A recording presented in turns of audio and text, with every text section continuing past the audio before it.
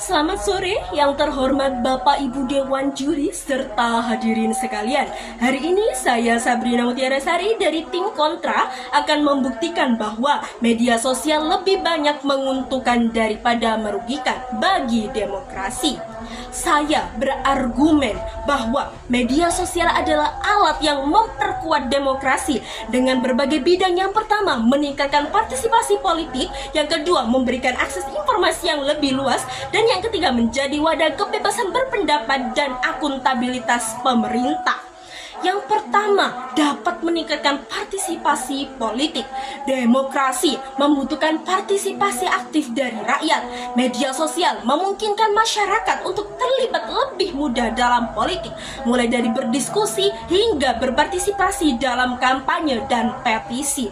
Berdasarkan studi dari Pew Research Center, lebih dari 50% pemilih muda di Amerika Serikat mendapatkan informasi politik dan memutuskan pilihan mereka melalui media sosial. Di Indonesia, kita bisa melihat bagaimana media sosial ini menjadi alat yang efektif dalam kampanye politik, seperti dalam pemilu 2019 yang dapat meningkatkan masyarakat secara signifikan.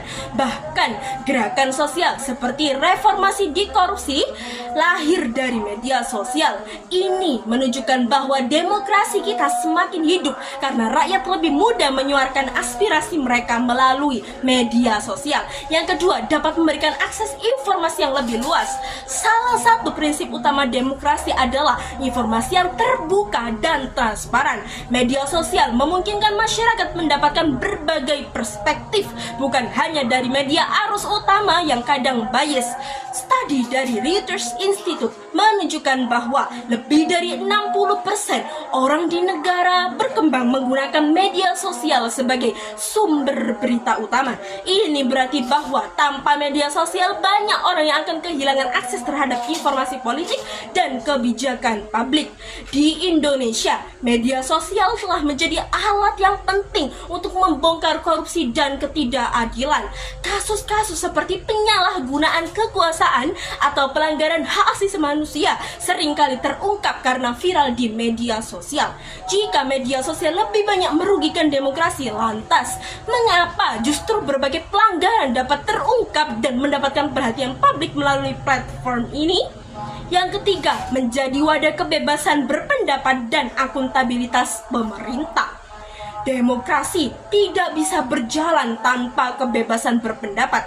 Media sosial memberikan ruang bagi siapa saja untuk berbicara, termasuk masyarakat sipil dan aktivis-aktivis yang selama ini sulit didengar oleh pemerintah. Tanpa media sosial, kritik terhadap kebijakan publik akan lebih sulit disuarakan.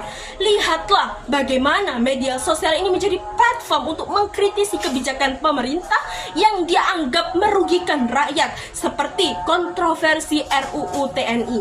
Selain itu, media sosial juga memaksa pemerintah untuk lebih transparan. Banyak pejabat yang kini harus lebih responsif terhadap kritik masyarakat karena suara rakyat bisa langsung viral.